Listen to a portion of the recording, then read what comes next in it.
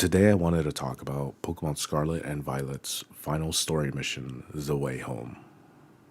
The reason I wanted to talk about it is because I haven't played a Pokemon game since Pokemon Black and White, and the ending to that game's Gym Leader Elite Four challenge was pretty interesting because it kind of changed things up a bit from the usual formula of get the 8 gym badges and fight the champion, and that's it.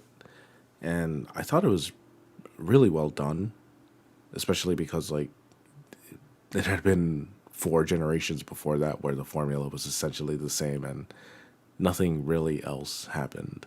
So this is what this video is going to be about. Pokemon is a series that probably doesn't need an introduction. For me, I've been playing since Pokemon Red, but stopped after Pokemon Black and White, the first part. Like I said earlier, Black and White had a really nice twist after the Gym Leader and Elite Four challenge. It was nice to see them mix it up. Afterwards, I hadn't really played a Pokemon game since, and I don't really count Pokemon Omega Ruby and Alpha Sapphire or Brilliant Diamond and Shining Pearl, as those were just remakes to existing games. Although I will say that Pokemon ORAS has a very interesting post-game with Zinnia's storyline. I just want to say that this isn't a review for Scarlet and Violet. Instead, I just want to talk about the final story mission, The Way Home. Throughout Scarlet and Violet, you were given 3 main story quests with 3 different characters. With Nemona, your rival, it's to go through the Gym Leader challenge and obtain the champion rank by defeating the Elite Four and the region's champion. This is the usual Pokemon formula for progressing through the game. The second quest revolves around Arven and him needing help challenging the Titans of the region. These are Pokemon considered to have abnormal qualities to them.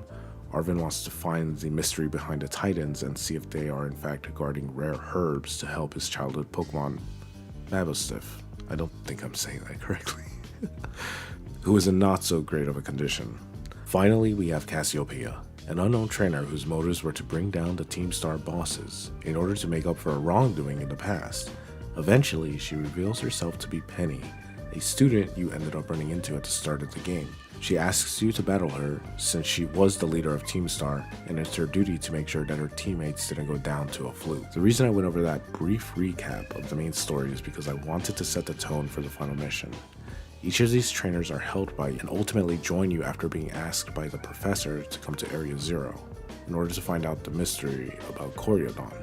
I wasn't sure where this was going, but what ended up happening might be one of my all-time favorite moments that ever happened in a Pokemon game. You know how everyone wants that Pokemon game where it's fully open world and it's nothing but you, nature, and Pokemon? Yeah, Area Zero captures that feeling perfectly. But not only that, it's the main theme of the area that really captures this feeling of you not belonging here. The area is mostly untouched by man, and the Pokemon here reflect it. I was completely surprised by the area. It suddenly became a full-on RPG. You and your companions on an adventure by the request of a professor. We make our way down further in the area. You can feel the scale here. Professor Sada wants us to check in with 4 small facilities to disengage the lock to get to her. During the descent, you run into powerful Pokemon that have never been seen before. The term used is a paradox form, a Pokemon you're familiar with but in a past or future form. This is why you were asked to assemble a team, as the journey to reach the professor would be too dangerous to handle alone. You get to battle with Nemona, Arven, or Penny, the 3 characters you helped with the main story quest. Something that is a bit unfortunate though is that you only really get to battle with your friend once. Had Area Zero been maybe a little bit more fleshed out, being able to pick your teammates, order of Pokemon, etc. would have been an amazing feature. But for now, it's static battles with them. Eventually, you find your way to the professor, and also find out that another Koryodon is the reason why your Koryodon, yeah, I know it's a little bit weird, was in such a rough shape when you found him. It's also the reason the journey to Area Zero has been done on foot, because Koryodon has been hiding the whole time, and lost the fight against the other Koryodon, and isn't ready to face it. At this point, you have to go on your own, as Nemona, Arven, and Penny hold back wild Paradox Pokemon. Professor Sada is found motionless, and you wonder if it's too late. We find out that she was an AI robot built by the original Professor Sada, who was made to overlook the entire operation of Area Zero. AI Sada asks us here to bring a stop to the original Professor's plans of bringing in Paradox Pokemon into the present. The Problem is that doing so will cause AI Sada to protect the time machine at all costs. In order to get to the machine, you have to defeat AI Sada. It's a little bit strange doing this. We've barely met the professor throughout the entire game, only to find out that the one talking to us was an AI. Trying to find someone strong enough to stop her creator's desires, bringing in more Paradox Pokemon into the present, could be dangerous. AI Sada realizes this, but is powerless to do anything about it. She takes one final look at us and simply has one request: defeat me. Also, I haven't mentioned this before, but man, Toby Fox goes so hard in the music in this section. It's honestly incredible. You could just feel the Undertale Deltarune influences throughout the entire section. The AI protocol is defeated, but AI Sada won't surrender the original professor's wish. It must be realized that the protocol won't let anything happen to the machine. It uses a security protocol to lock out all Pokeballs that aren't registered by the facility. Okay, first of all, I had no idea that was a thing. That's crazy. Your team is locked out, and your friends can't do a thing either. Your only chance now is the Koryodon you found at the start of your journey. Is it ready to fight back against the rival Koryodon? Honestly, this part was kind of funny to me because your Koryodon gets every stat boost. You literally win through the power of friendship. It's just so funny to me. AI Sada is defeated once more, and the AI you first met is happy you were able to defeat her. After seeing you and your friends fight for your future, she wishes to do the same. She realizes that she can stop the time machine by using it to travel back in time. Even though she isn't Arven's real mother, she tries to comfort him by saying the real Sada would have been proud of him. Arven is conflicted by all of this, but hearing those words allows him to move forward with his life.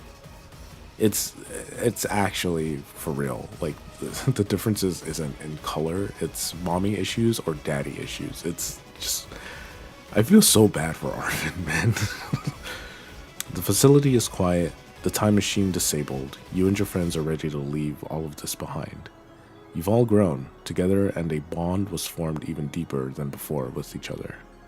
Alright, I hope this didn't come out too long. I wanted to talk about Area Zero because I really enjoyed the direction it took. Something about this setting and tone was just really interesting to me, and in a Pokemon game of all things, a series that has been content with just giving you the same formula with a small twist in the way. Yeah, it's really nice that Pokemon Scarlet and Violet handled its ending, and it's just amazing to me, and hopefully if it does follow the same formula as Pokemon Sword and Shield, where we got future story DLCs, I hope that we get to see more on AI Sada.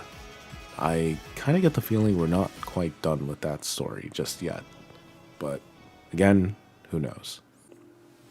If you've made it to the end, thank you so very much. Leaving a like on this video helps tremendously, commenting, everything like that. Leave a comment on how you think I should maybe improve these videos. Do you think I'm doing okay? You know, all that other stuff. I kind of want to change it up this year for 2023. So hopefully I can do more videos like this. Although I think the next major one I think will probably be on Dead Space, because I genuinely love that game. It's one of my favorite horror games. So but yeah, there might be something in between from the beginning of January to the end of January. And yeah, so subscribe. It really helps me. It really helps out a lot. And yeah, that's it for the video. Thank you for watching, and I hope to see you on the next one. Bye. Now I know what you're probably thinking to yourself. Why are you telling me this? I've played them all. I've been to them all. I've been to Kanto, Johto, Ancho, Habanero, Poblano, Antonio Banderas. I swung them all, sister. Swung with the best.